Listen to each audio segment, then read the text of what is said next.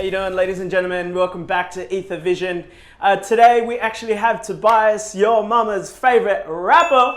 So when you're playing at home, we're actually cleaning some sneakers today. What have we got here, Tobias? We got some white Vans. These are actually my brother's. They're not mine, but he has the same size feet, and I wear them a lot. I probably wear them more than he does. Yeah. And then we got some yellow Converse, yellow one stars. Nice. He's throwing me a curveball here with some suede, but that's okay. I got you. Like every time we do it, we just unlace the shoe. I throw you some questions. You spit back at me with those answers, and we see how we go. Do we have a buzzer? I'm only playing that. We don't. A buzzer. How did that quote come about with being the mama's favorite rapper? So, Mother's Day 2018. Oh damn, this getting real cute. I released a song called Mama.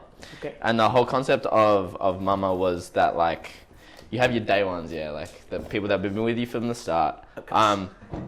And like a lot of people make songs about their day ones. They're like, oh, this is my homie that's been with me since the start. Like, we used to sell drugs together. And I'm like, well, my day one is my mum. Like, she's been with me since the beginning. Like, literally, like I came out of her. That was the whole thing that happened. Like, so with that song Mama, it was like a big focus on like my relationship with my mum and how much like she means to me. Yeah. So I was my mum's favorite rapper. And then I used to play like a lot of family friendly shows. Like with my local council is how I did a lot of the work. And so a lot of the time I'd get like women in their like 40s come up to me and be like, I hate rap music, but love yours. What you're doing is great. I love it. I would let my kids listen to that. So that's sort of where the your mom's favorite rapper thing kind of came from. I'm going to go back in time here a little bit in terms of your music. I listened to Learning to Love, which I absolutely fucking really loved. It was really dope. And that was like kind of your first releases, or was that kind of like something that you progressed into from previous releases? So my first ever release was just called T. Okay. And that's like exclusively on SoundCloud. And so that's sort of where I kind of like it's the first time I ever wrote music. So it was, I made all the beats, I mixed all of it, mastered all of it, and then I wrote all of it because it was like, I was in high school, I was in year 12, I hated year 12, I was like, I need something else to do.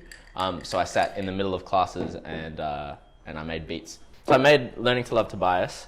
I made T, sorry. And when I made T, it was like me sort of like, it was really, really trying to find my way within music and trying to like make music. I then after that, because I was in high school, I wasn't 18 yet, I didn't really know about anything to do with the Perth scene. So I'd been doing a lot of local stuff, local like council gigs. I used to do like a performance troupe and do covers with them. Like we used to do like Bruno Mars and what's his name? Travis McCoy's Billionaire. I used to do the rap verses in that. While the girls like sang the song. It was great. Like full choreography. Basically like a K-pop band. Once I turned 18, I really wanted to get into like the scene because I really didn't think that anyone was doing hip hop in Perth. I didn't hear anything, and all the stuff that I heard about like Australians doing rap was just that like they were still doing boom bap. They were really heavy on the like the hip hop hoods and the Nicholas and Esso. And whenever I talked to anyone about hip hop within Australia, they didn't really like, no one really knew what was going on. So I didn't know what was going on.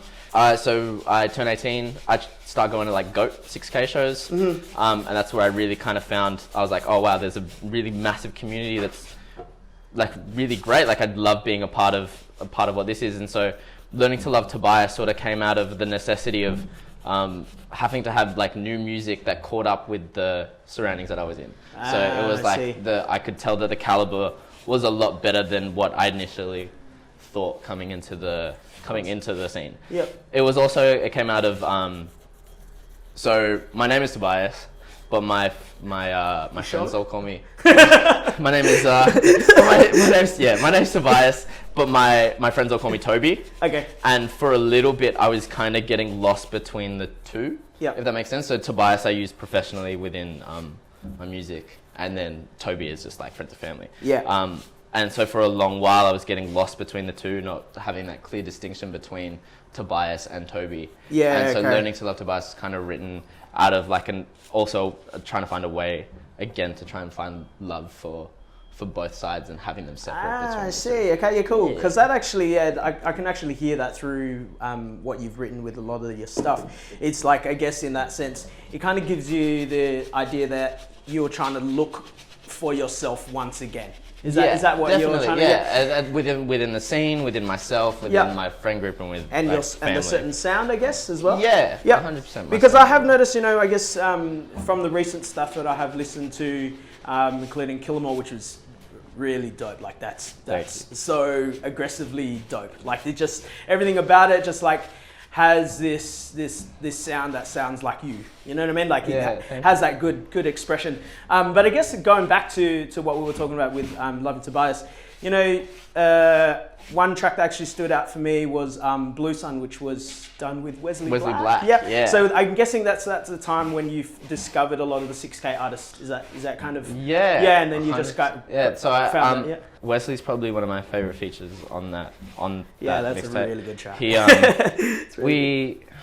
What happened? So we went to 6KMC was throwing their going away party for Soup. Yep. And Wesley was one of the first people performing on that night, and this was also one of the first gigs that I'd been to. Okay. And I was really just like finding new artists that I liked, and so when he first performed, I went up to him and I'm like, bro, you were really you were dope, you were so great, and him not kind of knowing who I am was just like, oh, thank you so much, man, and it didn't kind of go anywhere from there. Yeah. He walked past the girl I was seeing at the time that was there, and he was wearing a WWE shirt. Oh, wow. And she's like super into WWE. And so she was like, oh, that's a sick shirt. Like, I love that shirt. So they started talking. She got his Facebook through there. And then from there, that's where I got to talk to him a little bit more throughout the night. And we hung out and we vibed a lot. Yeah. And then, so when I was making the song, and I do this a lot with my features, it's like, I get bored of the song and I don't want to write the second verse. And I'm like, oh, well, this other person can write it and it'll be super dope. So I asked Wesley and he said, cool. He came over to where I was staying at the time. I was house sitting, and he comes into like the spare room where we were recording, and we were house sitting with these like parrots, and the parrots didn't like me at all. They like hated me, but for some reason they loved Wesley. So they like, one parrot flew into the room, sat on a shelf, watched him record for like the whole time, didn't make a peep, and then when he left the room, it followed him. I was like, we got like songbirds like listening to this track. Like I knew it was going to be special. And that one's actually my mum's favorite, even though I dedicated a whole song to her. She was like, nah, I like Blue Sun. Like your sound, as I was saying before, has kind of not changed, but like, has developed so much in terms of like, because you went through a little bit more of like you sang a lot of your tracks, and then as well, and I just noticed there was a little bit more rapping in a lot of the other sort of newer ones. Yeah. Like, do you find that it's like, because how you kind of create a character within that song, because you're in that certain vibe and you're in that mode, you're in that section of your life where you want to express in that certain way. But I guess in that way is like you find that yourself in like, do I rap in this bit, or do I sing this bit? Like, do you find that that's a little bit of a hard process mentally, or do you think that's just kind of, you'd find that natural? So like when I first wanted to start doing music, it was all about singing. Like all I wanted to do was sing. Yep. But through high school, a lot of the times, like I would sing, there'd be people who would be like, oh, don't do that. I was on X Factor when I was 15, and James Blunt told me to quit everything, don't sing ever again. Oh, wow. Because he thought it was that bad.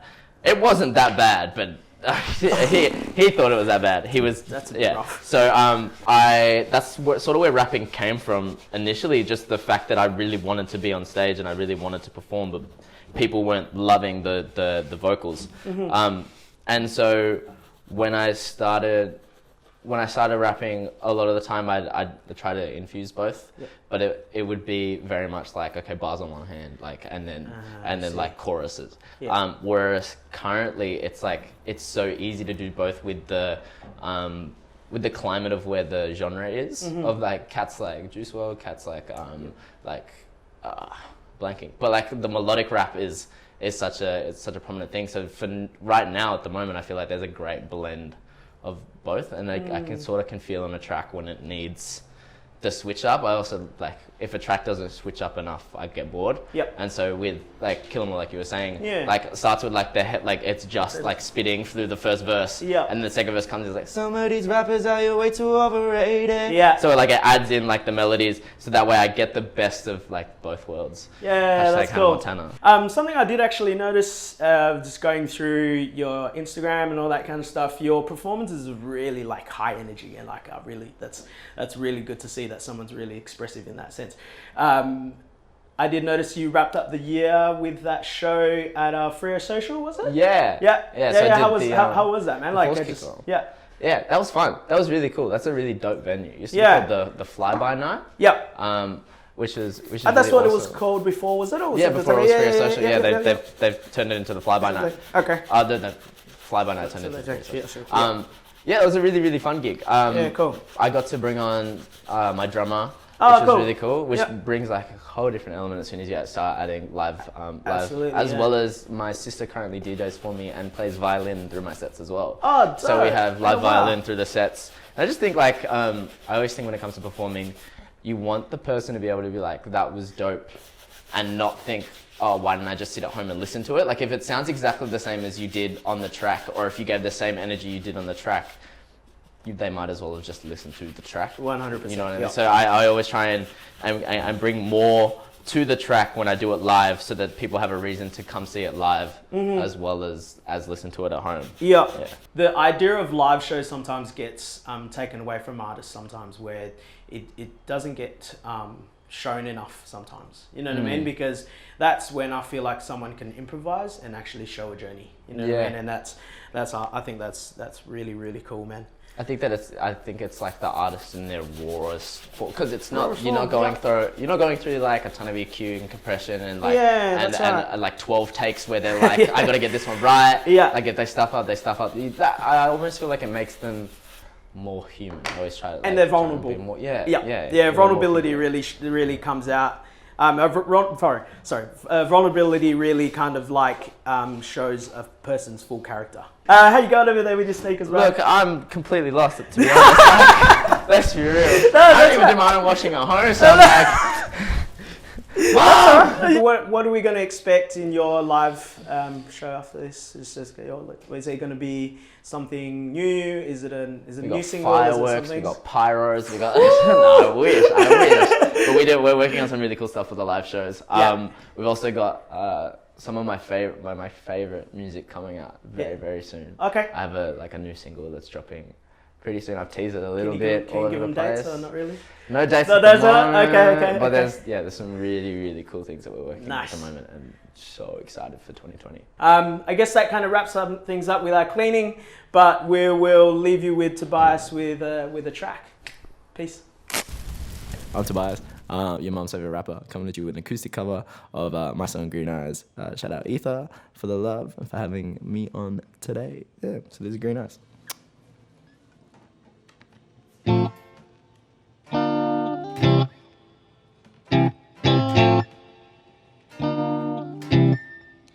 I got your green eyes on my mind, baby, working overtime. Green eyes on my mind, make me wanna cross that line. Green eyes on my mind, hate it so good, girl, that's just right now. Green eyes on my mind, damn, she looks so fine.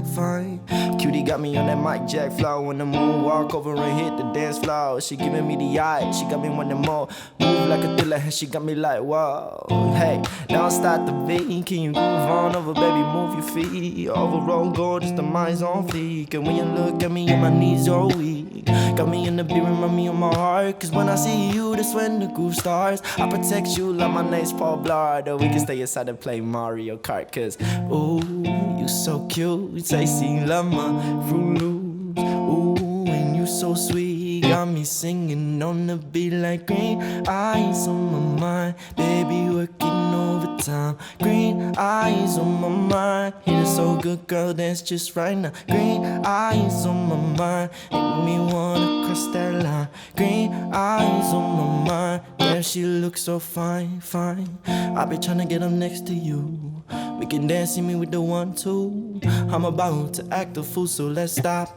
Then it's through. Ticket to the moon, get up back to E. Don't lift a hand, girl, it's all on me. Love the way you swing your hips to the beat. It should be us instead of you and me. Cause you so special, make them other boys go mental. That love so gentle, come on over, no parentals. Green eyes on my mind, baby working overtime. Green eyes on my mind, make me wanna cross that line. Green eyes on my mind, it is so good, girl, that's just right now. Green eyes on my mind, damn she looks so fine. Find your green eyes on my mind, baby work it overtime. Green eyes on my mind, we wanna cross that line. Green eyes on my mind, it is so good, girl, that's just right. Green eyes on my mind, damn she looks so fine.